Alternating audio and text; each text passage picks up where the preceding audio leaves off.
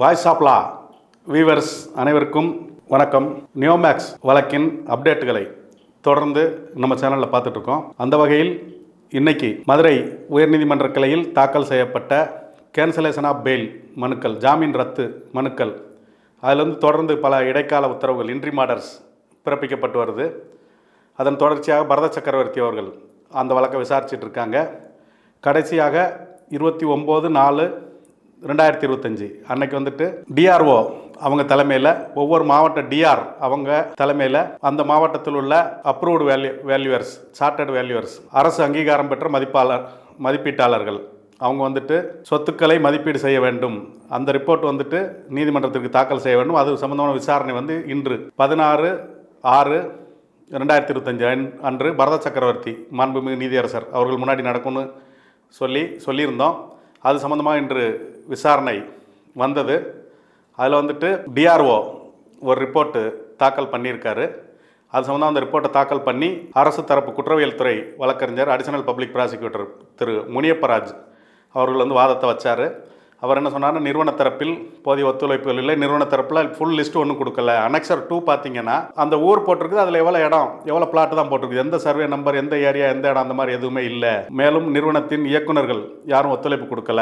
மேலும் குறிப்பிட்ட சங்கங்கள் வந்து புகார் கொடுக்காதீங்கன்னு மக்களை தடுக்கிறாங்க. அது போக அந்த புகார் கொடுப்பதற்கு டைம் முடிஞ்சு போச்சுது, இன்னமும் புகார் வருது. இப்போ அந்த புகார் கொடுத்தவங்களுக்கு மட்டும் செட்டில் பண்ணியாச்சுன்னா, அதுக்கப்புறம் பின்னாடி யாராவது வந்தால் அவங்களுக்கு செட்டில் பண்ணுறதுக்கு, இந்த சொத்தை விற்று செட்டில் பண்ணியாச்சுன்னா அவங்களுக்கு செட்டில் பண்ணுறதுக்கு பணம் இருக்காது, சொத்துக்கள் இருக்காது அப்படின்ற மாதிரி வாதத்தை வைத்தார். அதற்கு நிறுவன தரப்பில் வந்துட்டு ஒரு ஸ்பைரல் பைண்டிங் ஃபைல் ஃபுல்லாக கொடுத்தாங்க. அதில் வந்து சர்வே நம்பர், ஏரியா, பிளாட்டு, எந்தெந்த ஊரில் எவ்வளோ இருக்குது அப்படின்ற டீட்டெயில் நிறுவன தரப்பு வழக்கறிஞர் கொடுத்துருக்கிறாரு. அது போக நிறுவன தரப்பில் ரெப்ரசன்டேட்டிவ் ஃப்ரம் தி கம்பெனி அப்படின்னு தான் அதில் இருக்குது. அதனால் நாங்கள் அனுப்பியிருந்தோம் வேல்யூக்கு, மதிப்பீட்டு வேலைக்கு. ஆனால் இப்போ வந்து நிறுவனத்தின் இயக்குநர்கள், டைரக்டர்ஸு வரணும்னு நீதிமன்றம் உத்தரவிட்டால் நாங்கள் அந்த நிறுவன இயக்குநர்கள், டைரக்டர்ஸை அனுப்ப தயார் அப்படின்னு நிறுவன தரப்பு வழக்கறிஞர் பேசினார். அதைத் தொடர்ந்து நான் பேசும்போது என்ன சொன்னேன்னா, 15/11/2024 மாலை 5 மணியோட புகார் வாங்குறத முடிச்சிட்டிங்க, அதுக்கப்புறம் புகார் வாங்கக்கூடாதுன்னு சொல்லியிருக்கீங்க அப்படின்னு பேசும்போது அவர் வந்து அதற்கப்புறம் புகார் வாங்கக்கூடாதுன்னு நாங்கள் சொல்லலை, அது வரைக்குமே எஃப்ஐஆர் ஆகி ரொம்ப வருஷம் ஆச்சுன்னு சொன்னார். அப்போ நம்ம டேட்டு சொன்னோம். நான் 23/6/2023 அந்த தேதியில் எஃப்ஐஆர் ஆகிருக்குது அப்படின்னு சொல்லும்போது, அதுலேருந்து 2 வருஷம் ஆக போது. இவங்க புகார் கொடுக்காமல் இருந்ததுனால நாம் திரும்பவும் ஒரு வாய்ப்பு கொடுங்க, பேப்பரில் 2-3 வாட்டி வந்து பத்திரிகைகள்லாம் விளம்பரம் கொடுத்தாங்க, அதுக்கப்புறம் மக்கள் புகாருக்கு வரல. அதனால் இன்னொரு வாட்டியும் ஒரு வாய்ப்பு தான் தந்தோம். நம்ம இன்னொரு வாட்டியும் ஒரு புகார் கொடுங்கன்னு சொல்லி பேப்பரில் விளம்பரம் கொடுங்க, பப்ளிகேஷன் கொடுங்கன்னு காவல்துறைக்கு ஒரு அறிவுறுத்தல் வழங்கியிருந்தோம். அதன்படி அவங்க செஞ்சுருந்தாங்க. அதற்கப்புறம் இப்போவும் புகார் வந்தால் வாங்கிட்டு அந்த டேட்டுக்கு பின்னாடி வந்ததை செகண்ட் லிஸ்ட் மெயின்டைன் பண்ணுங்கள், செகண்ட் ஒரு லிஸ்ட் வச்சுக்கோங்க. மற்றபடி இதுவரைக்கும் உள்ள வழக்குகளில் உள்ளதை, இதுவரைக்கும் கொடுக்கப்பட்ட புகார்களை எல்லாம் வந்துட்டு சார்ஜ் ஷீட்டு ஃபைல் பண்ணிடலாம். அதை வந்து அடிஷனல் சார்ஜ் ஷீட்டாக கொண்டு வரலாம். செகண்ட் லிஸ்ட்டாக வச்சு அதை விசாரணைக்கு எடுத்து எவ்வளோ பேர் புகார் கொடுத்தாலும் கடைசி ஆள் இருக்கிற வரைக்கும் புகார் கொடுத்தால் அவங்களுக்கு செட்டில் பண்ணி தான் ஆகணும்னு சொன்னார். அப்போ நம்ம தரப்பில் நான் சொன்னது என்னென்னா, நம்ம argument, even charge sheet file பண்ணி விசாரணைக்கு வந்து சாட்சிகள்லாம் விசாரித்து முடிக்கப்பட்ட பிறகும் தீர்ப்புக்கு ஒரு வாரத்துக்கு முன்னாடி கூட பல்வேறு வழக்குகளில் டான்பிட் நீதிமன்றங்களில் புகார்கள் வந்து அவங்களுக்கும் செட்டில் பண்ணணும்னு நீதிமன்றங்கள் உத்தரவு பிறப்பிச்சிருக்குது. அதனால் எல்லாருக்கும் டைம் இருக்குது, புகார் கொடுக்கறதுக்கு டைமை க்ளோஸ் பண்ண முடியாது அப்படின்ற வாதத்தை நம்ம வச்சோம். நீதிபதி அதை ஏற்றுக்கொண்டு செகண்ட் லிஸ்ட் ஒன்று தயார் பண்ணி வாங்கிக்கலாம் அப்படின்னு சொல்லியிருக்கிறாரு. மேலும் சிலர் என்ன சொன்னாங்கன்னா, ஏற்கனவே வந்து பிரதிநிதிகள், முதலீட்டாளர் தரப்பு பிரதிநிதிகள் இருந்தாங்க, அது ஒரு மாவட்டத்துக்கு 2 பேர் போட்டிருந்தாங்க. 10வது இன்னும் 2 பேர், ஒவ்வொரு மாவட்டத்துக்கும் 2 பேர் வேணும் அப்படின்னு கேட்டாங்க. அதையும் நீதிபதி வந்து உடனடியாக நீங்கள் வந்து லிஸ்ட்டு கொடுத்தீங்கன்னா ஒவ்வொரு மாவட்டத்துக்கும் ஒரு 2 பேர் வேணால் நம்ம சேர்த்துக்கலாம் அப்படின்னு சொல்லியிருக்கிறாரு. மேலும் அந்த வேல்யூவர்ஸை பொறுத்த வரைக்கும் எப்படி எடுத்தாங்க அப்படின்ற கேள்விக்கு ஒரு விடை, எங்கேருந்து எடுத்தாங்க, எப்படி போட்டாங்கன்னு எல்லாரும் பேசிகிட்டு இருந்தாங்க. அதற்கு வந்து நீதிபதி வந்து என்ன சொல்லிட்டாருன்னா, ஒளிவு மறைவு எதுவுமே இல்லை, எல்லாம் வந்து வெளிப்படைத்தன்மையோடு தான் இருக்குது. எப்படின்னா, நம்ம வந்து அந்த ஒவ்வொரு 11 மாவட்டத்திற்கும் approved valuers, government approved valuers யாருன்னு சொல்லி லிஸ்ட்டு கேட்டோம். அந்த லிஸ்ட்டில் முதலாவது இருந்தவங்களை பார்க்கும்போது அவங்களுக்கு அதிக எக்ஸ்பீரியன்ஸ் இருக்கும். அவங்க முதல்ல வந்து யார் ரொம்ப முன்னாடி பதிஞ்சாங்களோ அவங்களுக்கு வரும். அதுக்கு தொடர்ந்து அடுத்தடுத்த பின்னாடி பதிஞ்சவங்கள தொடர்ந்து வரும். அப்போ முதல் ஆள் வந்து ரொம்ப எக்ஸ்பீரியன்ஸாக இருப்பார், ரொம்ப வயசானவராக இருப்பார். அப்போ அவரை போடணுன்னு தான் நம்ம போட்டோம். அதில் யாராவது இறந்துருக்குறாங்க, அவங்களுக்கு வந்து விருப்பம் இல்லை அப்படின்னு சொன்னால் அதை நம்ம மாற்றிக்கலாம். அது நம்ம எப்போ வேணாலும் நீங்கள் மென்ஷன் பண்ணணும்னு சொல்லியிருந்தேன், நீங்கள் யாரும் சொல்லலை. அப்போ இப்போ வந்து அந்த இறந்துருக்காங்கன்னா அவங்களுக்கும் அதுக்கு அப்புறம் யாரையா மாற்றணுன்னு இருந்தால் அந்த லிஸ்ட்டை கொடுக்குறேன்னு சொல்லி பிபிட்ட கொடுத்துருக்காரு. இதை வச்சு நீங்கள் செக் பண்ணுங்கள். அந்த லிஸ்ட்டில் ஒவ்வொரு மாவட்ட வாரியாக வந்து பதிவு பெற்ற வேல்யூவர்ஸ் இருப்பாங்க. அந்த வேல்யூவர்ஸை நீங்கள் ஃபோன் பண்ணி ஒன்று முடிஞ்ச ஒன்று வரலைன்னா ரெண்டாவது ஆளுக்கு ஃபோன் பண்ணி கேளுங்க. நீங்கள் வந்து இந்த வேலையை இப்போ செய்கிறதுக்கு தயாரா, வேல்யூ பண்ண மதிப்பீட்டு குழுவில் வர்றதுக்கு தயாரான்னு ரெண்டாவது ஆளுக்கு ஃபோன் பண்ணி கேளுங்க. அவர் வந்துட்டாருன்னா அந்த லிஸ்ட்டை முடிச்சிருங்க. அவர் ரெண்டாவது ஆளும் எனக்கு விருப்பமில்லை அப்படின்னு சொன்னார்னா அப்போ மூணாவது ஆள் அவரை கேளுங்க. அவர் வந்தாருன்னா அவரை போட்டு முடிங்க. இந்த மாதிரி அந்த ஒர்க்கை நீங்கள் பண்ணிக்கிங்க. அது உங்கள் கையில் லிஸ்ட்டை கொடுத்துறேன்னு சொல்லி அவங்கள கேட்டுட்டு, அது யார் கேட்கணும்னா இன்வெஸ்டிகேட்டிங் ஏஜென்சி போலீஸ் வந்து அவங்கள ஃபோன் பண்ணி கேட்டு அவங்களுக்கு வந்து அந்த லிஸ்ட்டை ஃபைனலைஸ் பண்ணி அதையும் நாளை மறுநாளுக்குள்ள நீதிமன்றத்துக்கு கொடுக்க சொல்லியிருக்காங்க. மேலும் நிறுவன தரப்பில் வந்து மதுரை உயர்நீதிமன்றத்து பக்கத்தில் இருக்கிற 44 ஏக்கர்லாம் நாங்கள் கொடுத்துருக்குறோம் அப்படின்னு சொன்னாங்க. அப்போ வந்து இது விடுபட்ட சொத்துக்கள் ஏதாவது இருந்தாலும் அதையும் வந்து நிறுவனம் கொடுத்துருங்க அப்படின்னு வந்து நீதியரசர் சொல்லியிருக்காரு. அதை தொடர்ந்து நான் பேசும்போது என்ன சொன்னேன்னா, கயத்தாரில் வந்துட்டு ஒரு 3 டாக்குமெண்ட் வந்து பதிஞ்சிருக்காங்க. அது வந்து 19/11/2024 இந்த நீதிமன்றம் வழக்குகளை விசாரணைக்கு எடுத்த பிறகு மாண்புமிகு நீதியரசர் நீங்கள் விசாரிச்சுட்டு இருக்கும்போது சொத்துக்களை விற்றுருக்காங்க. இவங்க வந்துட்டு they are not company not come forward with clean hands. அவங்க வந்து நல்ல நோக்கத்தோடு நீதிமன்றத்துக்கு வரல, to drag on the proceedings. இதை வந்து காலதாமதப்படுத்தும் நோக்கத்தோட நாங்கள் வந்து செட்டில் பண்ணுறோன்னு சொல்கிறாங்க. அவங்களுக்கு உண்மையில் செட்டில் பண்ண வேண்டிய பண்ணுற மாதிரி நோக்கம் இல்லை அப்படின்னு நம்ம பேசணும். அப்போ அவங்க என்ன சொன்னாங்கன்னா, நாங்கள் பழைய கம்பெனி ரன் ஆகும்போதே பவர் ஆஃப் அட்டானியெல்லாம் நிறையா கொடுத்துருப்போம், அதன் அடிப்படையில் இப்போ அவங்க பதிகிறாங்க அப்படின்ற மாதிரி சொன்னாங்க. அப்போ நான் சொன்னேன், அதில் வந்து நிரஞ்சனான்னு ஒருத்தங்க பேருக்கு பதிவு பண்ணியிருக்காங்க.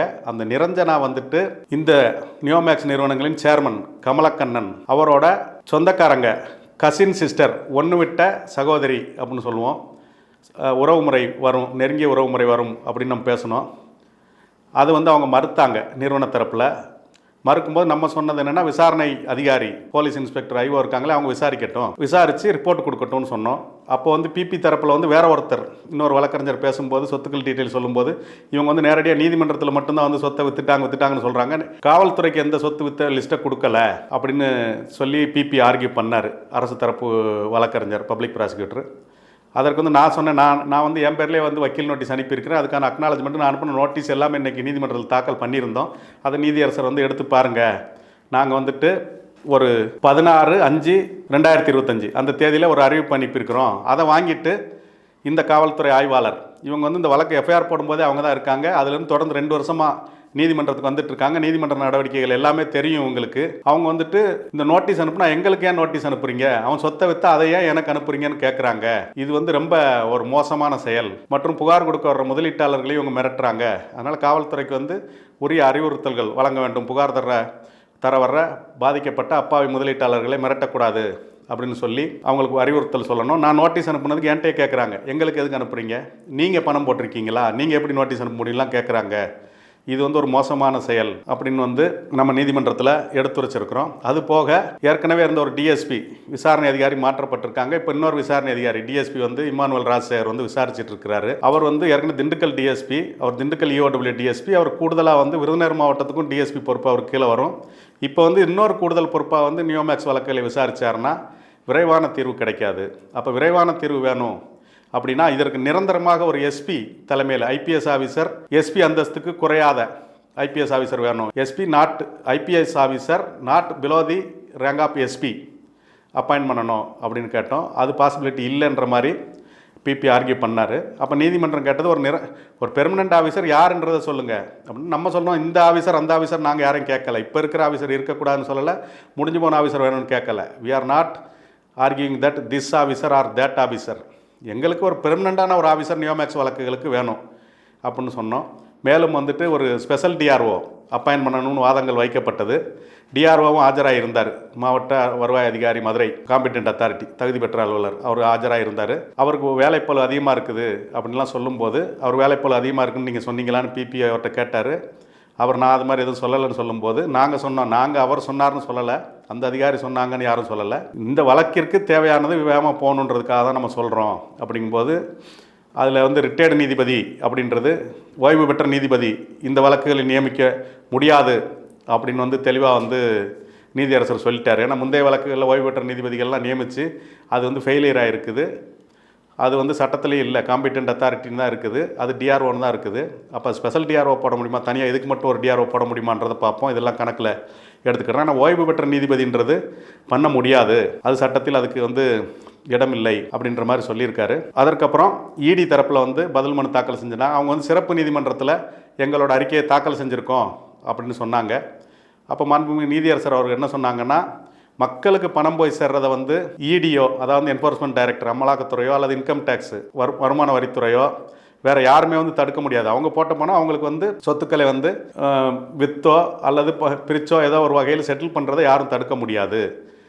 அது இடியும் பண்ண முடியாது, ஐடியும் பண்ண முடியாது. ஆனால் சட்டப்படியான வழிமுறைகளில் டேன்பிட் நீதிமன்றம் மூலமாகத்தான் அது செய்யணுன்ற அந்த சட்ட வழிமுறைகளை நாமளும் ஃபாலோ பண்ணுவோம். இந்த நீதிமன்றமும் சட்டப்படியான வழிகளை ஃபாலோ பண்ணி தான் செய்வோம் அப்படின்னு சொல்லியிருக்காரு. அதுபோக அந்த சொத்துக்களை விற்பனை செய்வது சம்பந்தமான பிரச்சனையில் தொடர்ந்து சொத்துக்களை விற்றுக்கிட்டு இருக்காங்கும்போது ஐஜி ரிஜிஸ்ட்ரேஷன், அவர் தான் வந்து மாநிலத்தின் தலைமை அதிகாரி பதிவுத்துறையை பொறுத்த வரைக்கும், இன்ஸ்பெக்டர் ஜெனரல் ஆஃப் ரிஜிஸ்ட்ரேஷன். அவர் சாந்தோம் ஹைரோடு அங்கே இருக்கார். அவரை வந்து நீதிமன்றமே தானாக முன் வந்து இந்த வழக்கில் ஒரு எதிர்த்தரப்பினராக ரெஸ்பாண்டண்ட்டாக சேர்த்து அவருக்கு வந்து டைரக்ஷன் கொடுத்துருக்காங்க.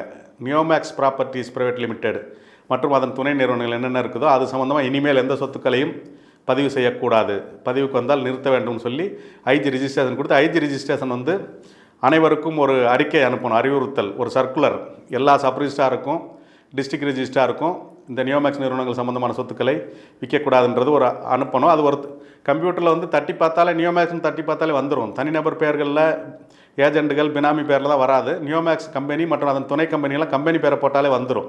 இப்போ நம்ம இன்றைக்கி வந்து நீதிமன்றத்தில் தாக்கல் செய்யப்பட்ட சொத்தின் டாக்குமெண்ட் பார்த்தீங்கன்னா கயத்தார் சார் பதிவாளர் அலுவலகத்தில் நியோமேக்ஸ் ப்ராப்பர்ட்டிஸ் லிமிடெட்னே இருக்குது. அதெல்லாம் வந்து நம்ம நீதிமன்றத்தில் அந்த டாக்குமெண்ட்ஸை கொடுத்து வாசித்து காட்டணும். அந்த நீதியரசர் பார்த்துட்டு இனிமேல் அவங்க செய்ய முடியாது, நான் வந்து ஒரு ஸ்டே ஆர்டர் கொடுக்குறேன், இனிமேல் பதியக்கூடாதுன்னு ஒரு ஸ்டே ஆர்டர் கொடுத்துட்றேன்னு அதுக்கு ஒரு ஸ்டே கொடுத்துருக்காங்க.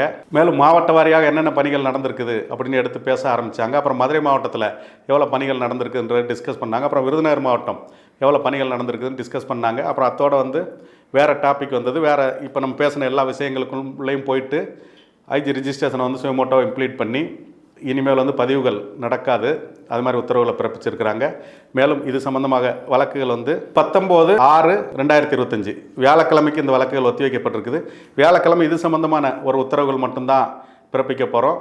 மற்றும் மதுரையிலேருந்து வர்ற வழக்கறிஞர்கள் அங்கேருந்து வீடியோ கான்ஃபரன்ஸோடு ஆஜராகிக்கலாம். இங்கே வரணும்னு ஒன்றும் அவசியம் இல்லை. வேறு வாதங்கள் இருக்காது. இந்த வேல்யூஷன் கமிட்டியில் அந்த வேல்யூவரை மாற்றி போட்டு பண்ணுறது, எப்படி வேல்யூ பண்ணுறது, இன்னும் கூடுதலாக முதலீட்டாளர் தரப்பில் உள்ள பிரதிநிதிகளை நியமிக்கிறது, இந்த மாதிரி விஷயங்கள் மட்டும்தான் நம்ம வந்து வியாழக்கிழமை டிஸ்கஸ் பண்ண போகிறோம். அந்த டேட்டில் நம்ம கொடுக்குற உத்தரவுகளை தொடர்ந்து இந்த வழக்கின் போக்கு இருக்கும் அப்படின்ற மாதிரி மாண்புமிகு நீதியரசர் அவர்கள் வந்து தெரிவிச்சிருக்காங்க. மேலும் பிபி சொல்லும்போது மதுரை மாவட்டத்திலையும் வேல்யூ பண்ணியிருக்காங்க. ஆனால் அந்த ரிப்போர்ட் இன்னும் வந்து கொடுக்கல. அந்த வேல்யூ எவ்வளவு, எந்த சொத்துக்கு என்ன வேல்யூன்ற ரிப்போர்ட் வரல. எந்த மாவட்டத்திலேருந்து எந்தெந்த சொத்துக்கு என்னென்ன வேல்யூக்கள் அப்படின்றது இன்னும் வந்து சேரல அப்படின்னு பிபி சொல்லியிருக்காரு. பட் அதெல்லாம் வாங்கி நீதிமன்றத்திற்கு தாக்கல் செய்வோம் அப்படின்னு சொல்லியிருக்காங்க. இன்றைக்கு நடந்த வழக்கின் விவரம் இதுதான். இதுபோல் தொடர்ந்து நம்ம நியோமேக்ஸ் வழக்கின் அப்டேட்டுகளை உங்களுக்கு வழங்குவோம். அதுவரை நமது சேனலுடன் தொடர்ந்து இணைந்திருங்கள். நன்றி.